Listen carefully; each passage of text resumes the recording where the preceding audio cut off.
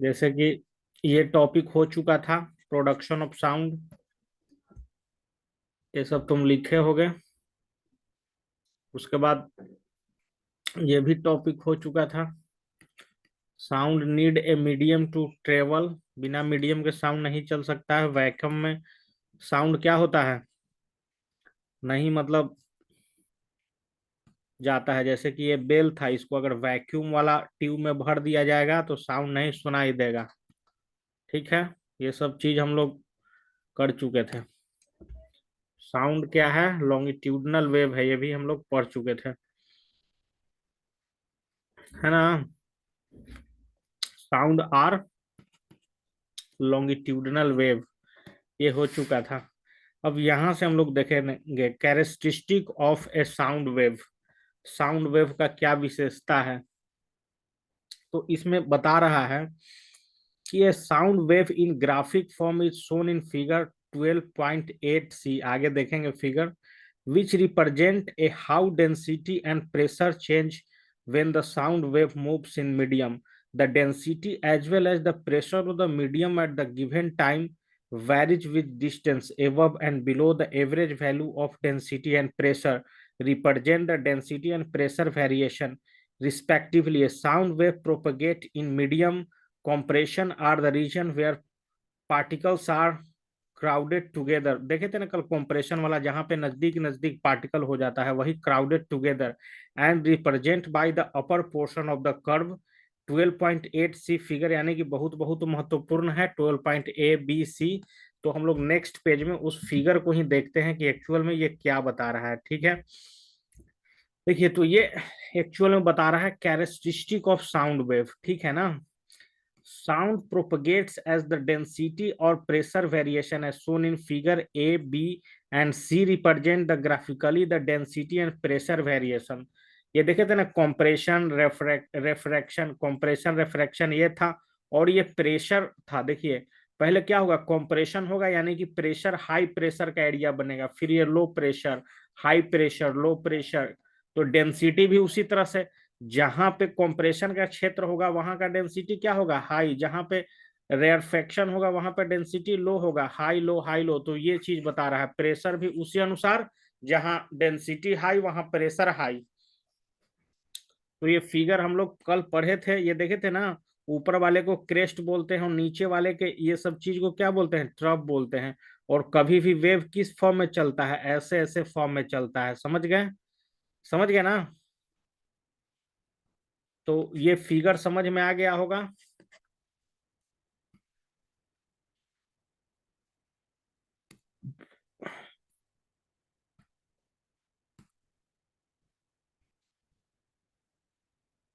Next,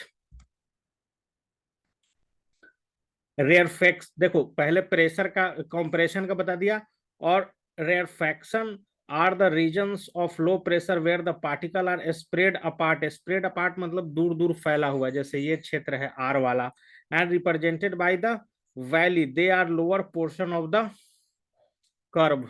ठीक है, मतलब lower portion. 12.8 C, a peak is called the crest and the valley is called as trough. ये peak जो आ रहा है, ये पीक, इसको क्रेस्ट बोलते हैं, और जो नीचे वैली बन रहा है इसको ट्रफ बोलते हैं। ठीक है, the distance between two consecutive compression और two consecutive refraction is called the wavelength. अब देखिए एक्चुअल में क्या बोल रहा था, कंप्रेशन, कंप्रेशन के लिए कौन सा चीज जिम्मेदार है, क्रेस्ट जिम्मेदार है, और रेयरफ्रैक्शन के लिए कौन सा चीज जिम्मेदार है, ट्रफ जिम्मेदार है, समझ गए ना। तो क्रेस्ट ऊपर वाला बन रहा है, ऊपर वाला जो भी चीज बन रहा है वो क्या हो रहा है, क्रेस्ट हो रहा है, और नीचे वाला जो भी चीज बन रहा है उसको क्या बोल रहे हैं, ट्रफ बोल रहे हैं। ये चीज समझ गए ना। कंप्रेशन किसके, कंप्रेशन में किस चित्र तरह का फिगर बन रहा है, क्रेस्ट का, और रेयरफेक्शन में ट्रफ का। इसी का नाम क्या बोल रहा है, नीचे वाले चीज को वैली बोल रहा है। वैली नीचे वाला लो वैली, ऊपर वाला अपर वैली, समझ गए ना, लो वैली अपर वैली। तो ये सब चीज क्लियर है। तो देखिए अब इसमें क्या बोल रहा है ना कि कंप्रेशन और रेयरफेक्शन, देखो कंप्रेशन क्या बोला कि distance between two consecutive compression, two consecutive compression हो रहा है, कंप्रेशन के कारण कौन सा चीज बन रहा है, ये क्रेस्ट वाला बन रहा है, तो दो गो इसके बीच का डिस्टेंस ले लो, है ना, लेमडा से यहाँ पर रिप्रेजेंट किया है, लेमडा से वेवलेंथ को रिप्रेजेंट करते हैं, वेवलेंथ से लेमडा को रिप्रेजेंट करते हैं, लेमडा से वेवलेंथ को रिप्रेजेंट कर, तो दो गो या तो कंप्रेशन के बीच का डिस्टेंस, या दो गो क्रेस्ट के बीच का डिस्टेंस, या फिर और करके लिख सकते हैं क्या, और करके है ना, डू कंजकेटिव रेफ्लेक्शन, नीचे वाले का भी तो दो गो के बीच का डिस्टेंस लेमडा के ही बराबर होगा, यानी कि वेवलेंथ के ही बराबर होगा, या ट्रफ के बीच का डिस्टेंस। तो ये चीज इंपॉर्टेंट है, आपका वेवलेंथ का डेफिनेशन यहाँ है। ये फिगर बनाओ, ये वाला फिगर बहुत ही इंपॉर्टेंट है, ये फिगर बनाइए और ये डेफिनेशन लिखिए, the distance between two consecutive compression और the two consecutive rarefaction is called the wavelength as shown in figure 12.8 C, ये सी वाला फिगर बता रहा है, the wavelength is usually represented by lambda and SI unit metre.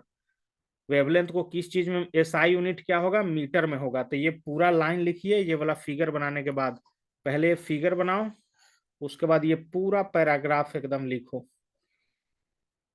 कोई दिक्कत इसमें?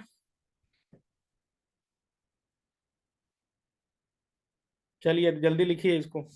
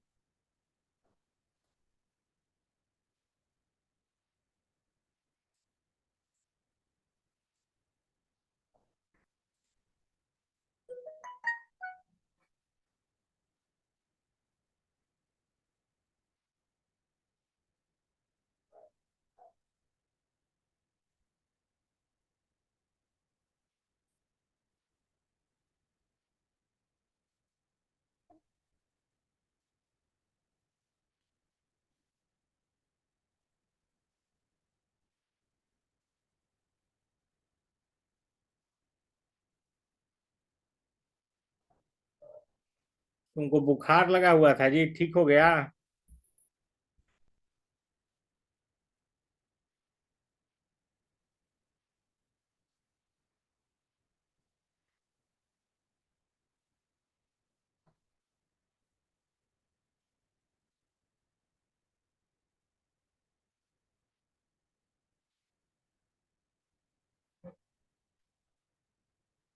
कि कैसे खांसी उसी होने लगा जी फिर से, कोरोना टाइप का?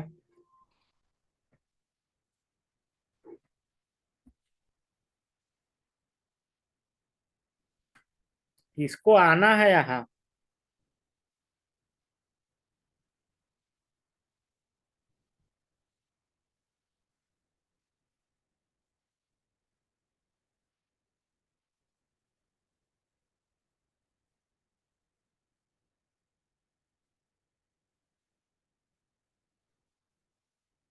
वो बचा हुआ है चेला अभी।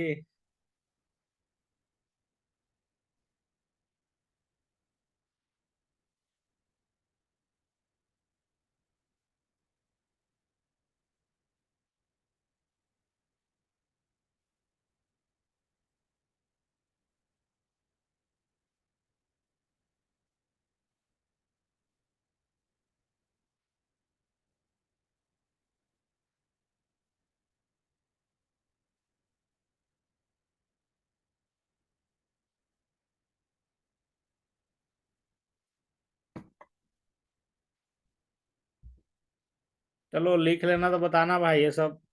तो एक चीज देखे ना भाई, कि साउंड वेव का जो प्रॉपर्टी होगा तो उसमें क्या होगा, एक चीज तो वेवलेंथ होगा, तो एक प्रॉपर्टी में क्या आएगा, पहला नंबर का चीज यही है, समझिए कि वेवलेंथ होगा। वेवलेंथ के बारे में पूरा डिटेल यहाँ दिया हुआ है,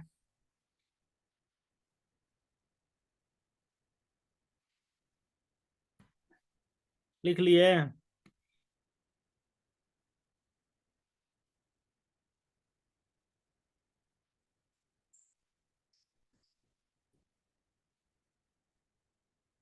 चलो देखो, ये साइंटिस्ट है Henry Rudolf Hertz, born 12 February 1857 in Hamburg, Germany.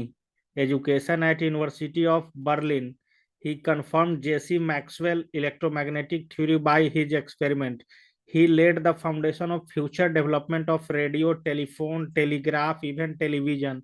मतलब ये सब का इसका योगदान है, रेडियो, टेलीफोन, टेलीविजन सब बनाने में इसका, ये आदमी का योगदान है. Photoelectric effect, which was later explained by Albert Einstein, the SI unit of frequency are named as Hertz in his honor. अब देखिए, अब दूसरा चीज यहाँ पे फ्रीक्वेंसी के बारे में चर्चा है. जैसे वेवलेंथ तो हो गया, वेवलेंथ समझ गए ना, वेवलेंथ हो गया. यहाँ पे वेवलेंथ समझ गए कि दो गो ऊपर ऊपर वाले के बीच के डिस्टेंस को वेवलेंथ बोलेंगे, या दो गो नीचे नीचे वाले के बीच के डिस्टेंस को वेवलेंथ बोलेंगे, लेमडा. ठीक है, ये हो गया. अब फ्रीक्वेंसी का चर्चा करते हैं. Frequency tell us how frequency and event occur. Suppose you are breathing a drum, how many times you breathing a drum in unit time is called frequency. मतलब एक सेकेंड में कितना बार वो, मतलब है ना, यूनिट टाइम में ये एक बार ऐसे गया ना जी, एक बार ऐसे आया, तो कंप्लीट चक्कर कितना बार लगाता है, कितना दूरी तय करता है, वो चीज क्या कहलाएगा, फ्रीक्वेंसी कहलाएगा. समझ गए. How many times you are breathing the drum in unit time is called frequency of your breathing the drum. ये एग्जाम्पल ले रहा था. You know that even sound is propagated through a medium. The density of the medium oscillate between a maximum value and minimum value. Oxalate मतलब यही चीज, ये इसका maximum value, ये इसका मिनिमम वैल्यू, इसी के बीच में साउंड ऐसे ऐसे ऐसे ऐसे ऐसे ऐसे जाते रहेगा, आगे की तरफ प्रोपगेट होते रहेगा. The change in density from maximum value to minimum value, then again to maximum value, make one complete oscillation. The number of such oscillation per unit time is called frequency of the sound wave. देखो, एक oscillation क्या होता है, एक oscillation, एक oscillation कहने का मतलब क्या है कि ये यहां से शुरू हो रहा भाई, यहां नीचे गया, ठीक है, ये ऊपर गया, यहां तक का चीज एक कंप्लीट मतलब साइकिल होगा. इसको काट दो, ऊपर का चीज काट दो, ये नीचे पूरा ले लो, और एक ये पूरा ले लो, ये कंप्लीट एक ऑक्सीलेशन बनाएगा. तो वो यूनिट टाइम में कितना ऑक्सीलेशन, कितना बार घूमता है, वो चीज क्या कहलाएगा, वो चीज आपका कहलाएगा फ्रीक्वेंसी कहलाएगा. समझ गए ना. यहां से लिखिए, the number of oscillation per unit time, the frequency of the sound wave. if you can count the number of compression or rarefaction that cross per unit time, we will get the frequency of sound wave. It is usually represented by mu. इसको mu पढ़ते हैं, new. New है ना, इसको भी type के ही लिखते हैं, लेकिन ऐसे लिखते हैं कुछ. भी तो मान लो कि ऐसे एकदम लिखोगे ना, इसको थोड़ा ऐसे लिखते हैं. ठीक है, न्यू पढ़ते हैं.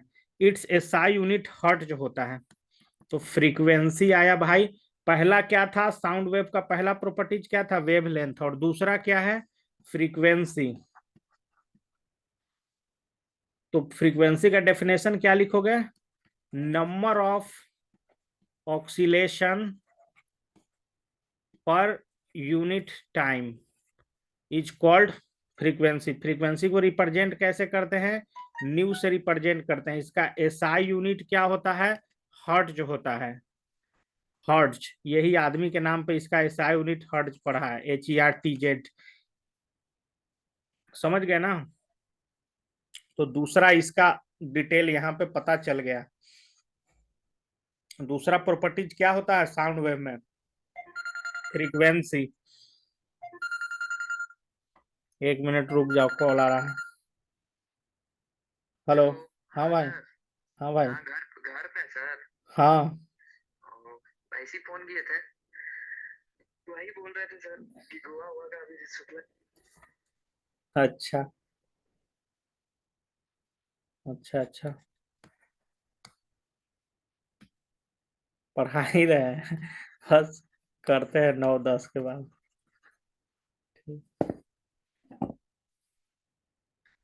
तो इसमें तुम लोग इम्पोर्टेंट चीज कर सकते हो, राइट डाउन, या नहीं भी कर सकते हो राइट डाउन, उसको हम अलग से लिखवा सकते हैं शॉर्ट नोट.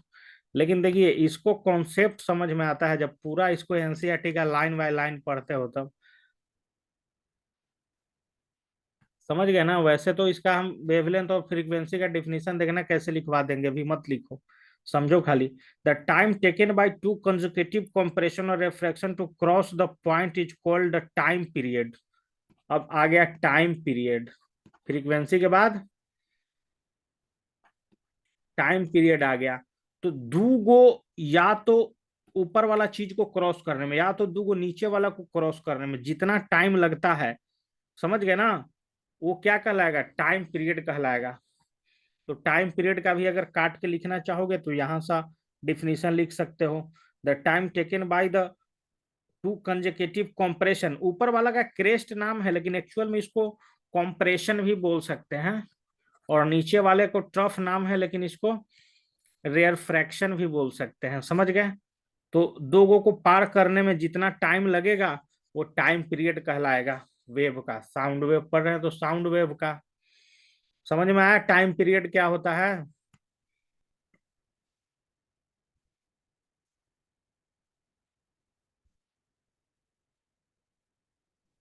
यहाँ एक रिलेशन दिया हुआ है देखो, फ्रीक्वेंसी इक्वल टू 1/टाइम पीरियड, यानी कि न्यू इक्वल टू 1/t। समझ गया ना, ये दिया हुआ है टाइम पीरियड, याद रखना इसको। टाइम पीरियड का ये SI यूनिट सेकेंड होगा। आगे इसका कहानी पढ़ते हैं। A violin and a flute may both be played at the same time in the orchestra. Both sound travel through the same medium, that is air, arrive to our ear at the same time. Both sound travel at the same speed, irrespective of the source, but the sound we receive are different. This is due to the different characteristic associated with the sound. Pitch is one of the characteristic. How we brain interpret the frequency and emitted sound is called its pitch. The faster the variation of the source, the higher is the frequency and higher is the pitch, as shown in figure इतना। ठीक है, thus a high pitch sound correspond to more number of compression and refraction passing a fixed पर unit time object. देखिए अब एक pitch वाला term आ रहा है, ठीक है ना, पिच आ रहा है। तो जिसका फ्रीक्वेंसी ज्यादा होगा, दे रहा है ना इसमें, जिसका फ्रीक्वेंसी ज्यादा होगा उसका पिच हाइयर होगा, higher the frequency higher the pitch. Frequency is directly proportional to pitch, समझ गए। तो वो जल्दी पहुंचेगा भी, समझ गए ना, जल्दी पहुंचेगा भी। देखो यहाँ पे लो पिच का दिया हुआ है, देख रहे हो, इसका बहुत दूर दूर बन रहा है। इसका देखिए हाई पिच वाला साउंड का ऐसे ऐसे ऐसे ऐसे एकदम बना हुआ है, ठीक है। Soft sound has the small amplitude and louder sound had.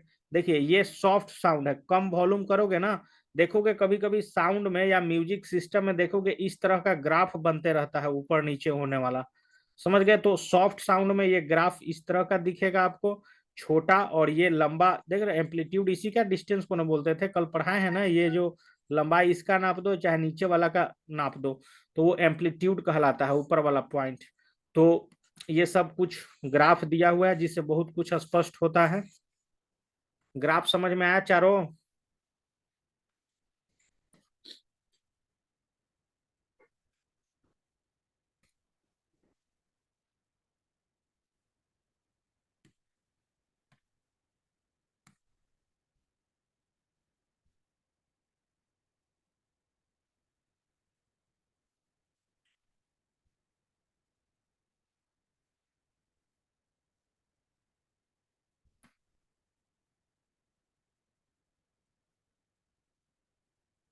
देखो यहाँ पे एक फॉर्मूला और दिया हुआ है आपका, इसको देख लीजिए। Speed is equal to wavelength into frequency.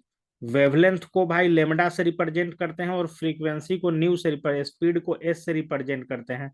तो एस इक्वल टू, या वेलोसिटी को वी से भी रिप्रेजेंट कर सकते हो लेकिन वी भी एक ही जैसा हो जाएगा। तो speed equal to nu lambda बोलते हैं, इसको ऐसे लिखिए, वी इक्वल टू न्यू पहले लेमडा बाद में। यहां से ये भी निकाल सकते हो कि lambda equal to V by nu, या फिर v इक्वल टू निकाल सकते हो v बाई, मतलब ऐसे कंफ्यूजन हो जाएगा। इस कारण ये याद रखिए, speed equal to wavelength into frequency. कोई दिक्कत ये फॉर्मूला समझने में।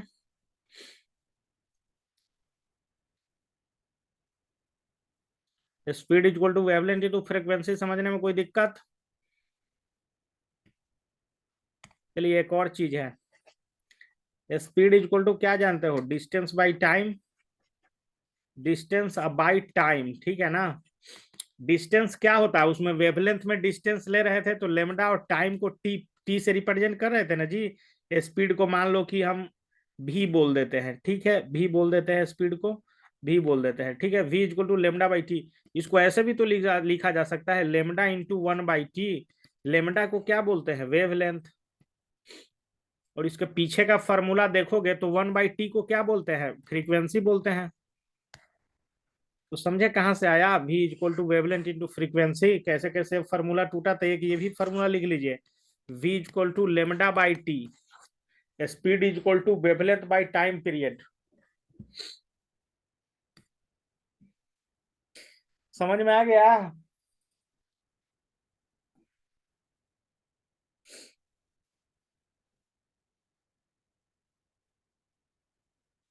आ गया समझ में तुम लोग को? तो दो तीन को जो भी फॉर्मूला, दुए तीन को तो हुआ है, उसको लिखिए जल्दी, और ये क्वेश्चन बनाइए जल्दी।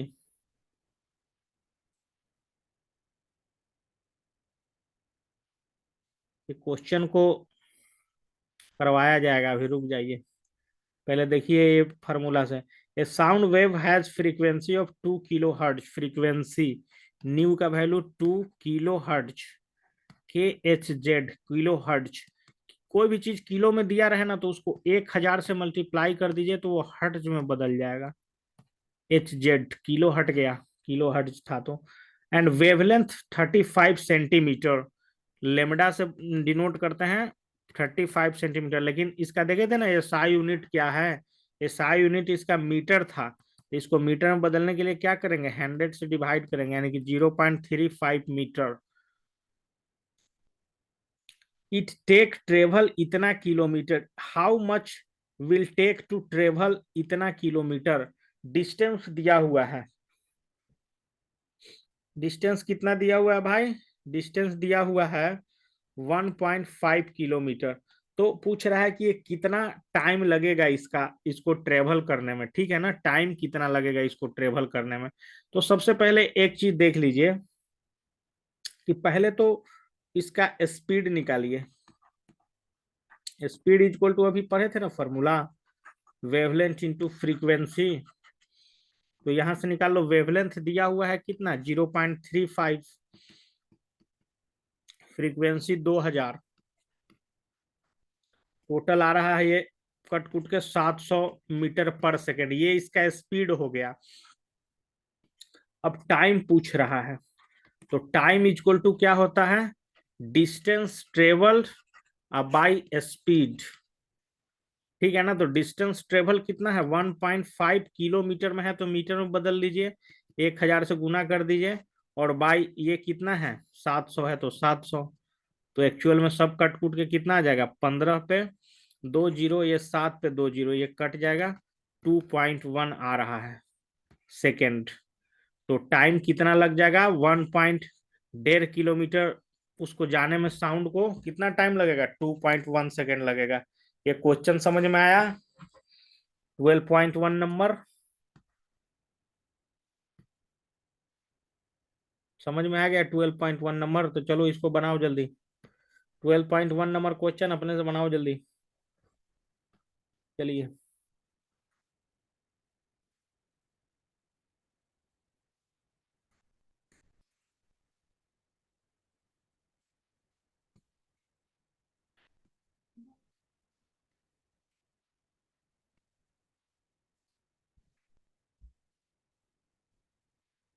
12.1 बना लो।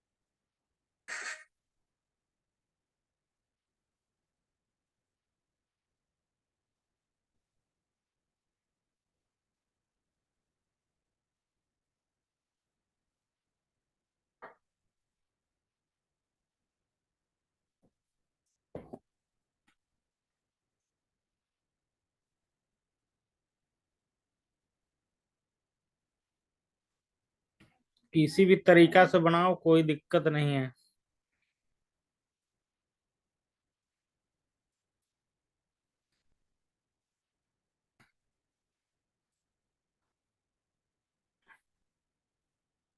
क्वेश्चन उतार लिए होगे तो रुक जाओ थोड़ा सा, अब हमको जो अंदर का क्वेश्चन है उसका थोड़ा सा सॉल्यूशन निकाल देते हैं, तुम लोग को दे देते हैं hint.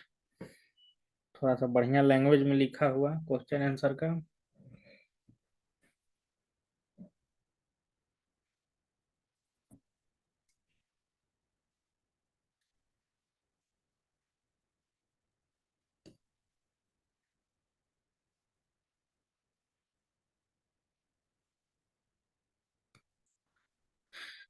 Class ninth NCERT, class ninth NCERT science sound chapter important question answer solution.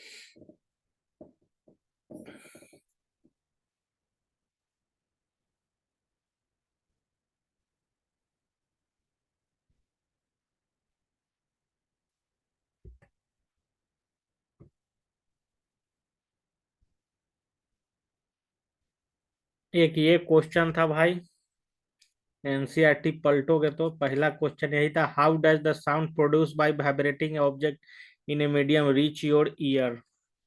तो when an object vibrate, it necessity to surrounding particles to a medium to vibrate. The particles that are adjacent to the vibrating particle are forced to vibrate.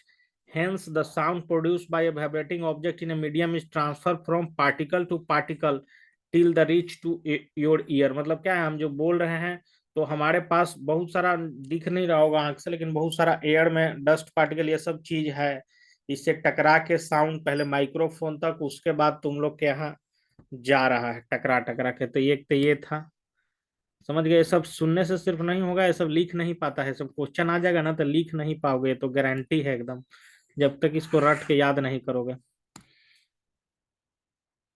तो ये हो गया question, और ये question हो गया,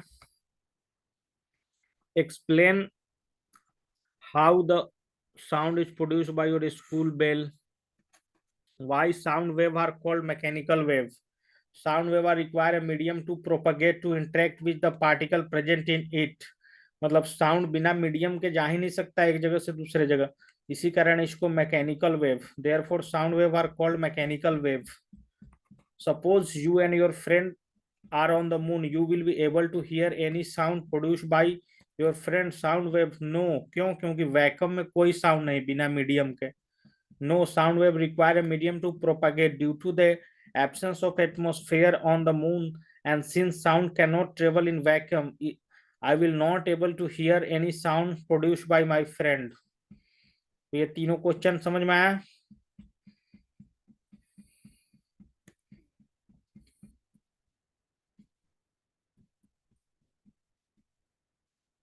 ये सब एनसीईआरटी से इसको करना है। Next,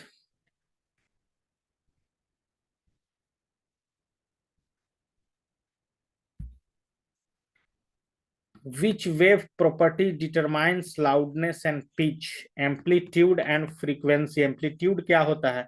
The loudness of the sound and the amplitude is directly related to each other. Larger the amplitude, louder the sound. Amplitude मतलब देखिए, ये छोटा छोटा एम्पलीट्यूड है, यहाँ से यहाँ डिस्टेंस न पा रहा है, इसी को एम्पलीट्यूड बोलते हैं, समझ गए ना। और एक ये इस तरह का बनाया, ठीक है, तो इसका डिस्टेंस ज्यादा है ना इस पॉइंट से, तो यहाँ वाला साउंड को क्या बोलेंगे? सॉफ्ट। इसको क्या बोलेंगे? लाउड। ओके, तो ये एम्पलीट्यूड पे भी डिपेंड करेगा और फ्रीक्वेंसी पे भी उसी तरह से। Frequency directly proportional to pitch, the pitch of the sound and the frequency directly related to each other. The pitch is high then the frequency of sound is also high. Pitch high तो देखिए, सबसे पहले तो मतलब ये amplitude पे loudness depend करता है, ठीक है। लाउडनेस किस पे डिपेंड करता है? एम्पलीट्यूड पे डिपेंड करता है। और पिच किस पे डिपेंड करता है? फ्रीक्वेंसी पे डिपेंड करता है, समझ गया ना। लाउडनेस किस पे डिपेंड करता है? एम्पलीट्यूड पे। एम्पलीट्यूड, समझ गए। चलिए, फ्रीक्वेंसी को कैसे समझेंगे? तो एक ऐसे बना रहे हैं, एक ऐसे ऐसे वेव जा रहा है दूर दूर दूर दूर, और एक क्या है? नजदीक नजदीक, नजदीक नजदीक जा रहा है, तो ये फ्रीक्वेंसी को दर्शाया। एम्पलीट्यूड वाला तो भाई ऐसे हुआ, और एक एकदम ऐसे ऐसे ऐसे ऐसे बजा रहे, दोनों अलग अलग चीज है, फ्रीक्वेंसी और एम्पलीट्यूड। तो समझ में आ रहा है कि नहीं समझ में आ रहा है?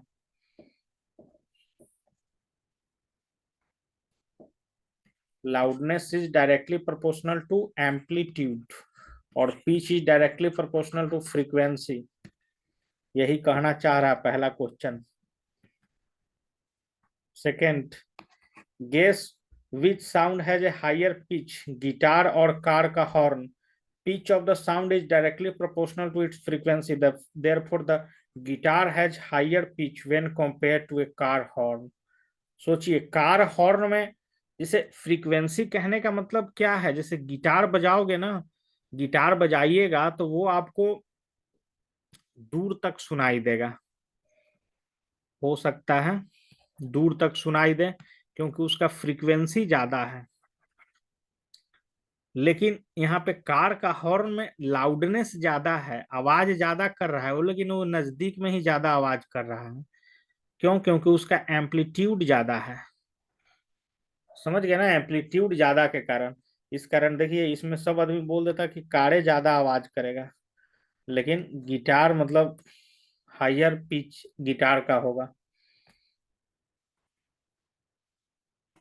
What are wavelength, frequency, time period, amplitude of a sound wave? पूरा कहानी यहीं पे समझा दिया है, जो भी चीज हम पढ़ाए थे अभी, wavelength, frequency, time period, amplitude, सबका यहाँ डिफिनेशन दिया हुआ है।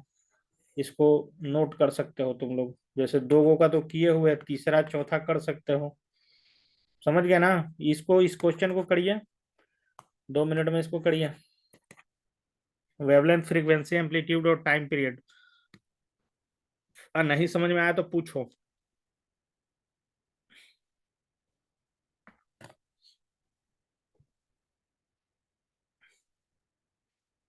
लाउडनेस और पिच दोनों अलग अलग चीज है।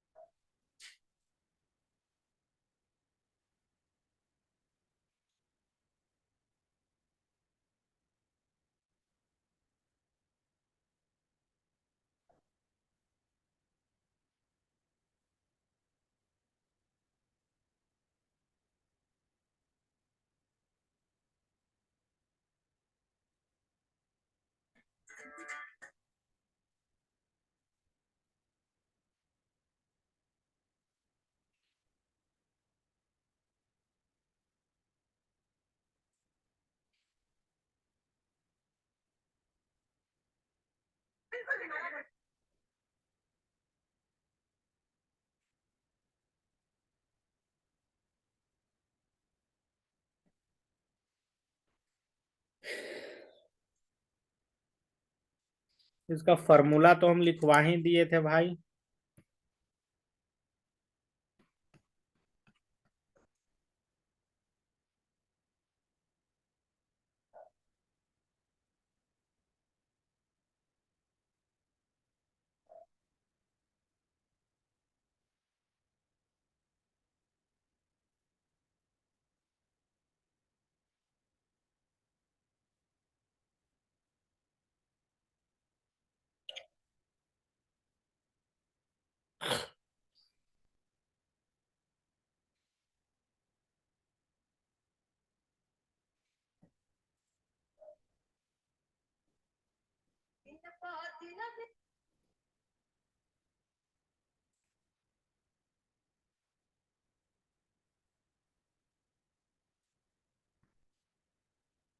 चलिए सब हो गया होगा।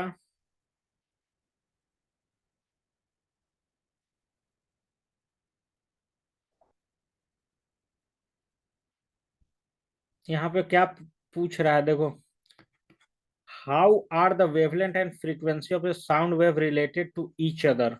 देखिए तो यहाँ पे क्या है, साउंड वेव और फ्रीक्वेंसी के बीच में क्या रिलेशन है।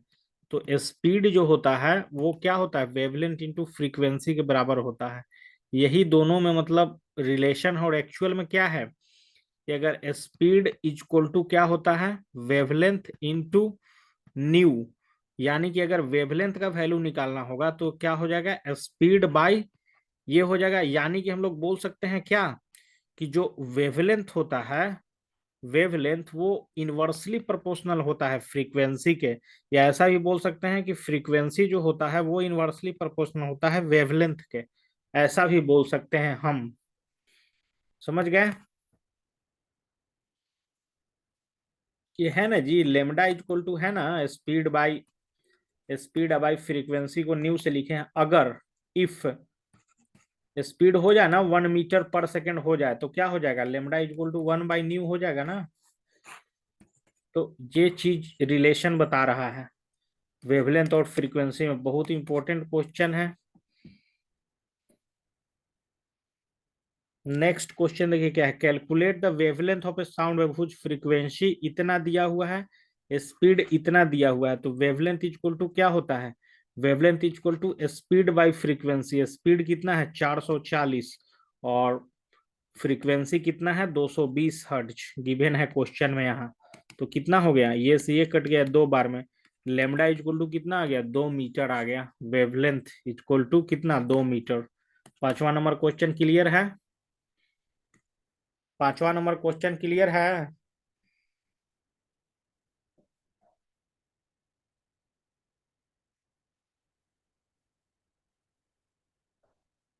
तो ये सब क्वेश्चन बनाना भाई तुम लोग। आज का क्लास यहीं पे होता है समाप्त। आराम से ये भी 4-5 दिन चलते रहेगा ऐसे ही। समझ गए ना। ये सब छोटा छोटा डेफिनेशन है, इसको याद रखना पड़ेगा। नहीं याद रहता है किसी को एग्जैक्ट, इसमें फालतू चीज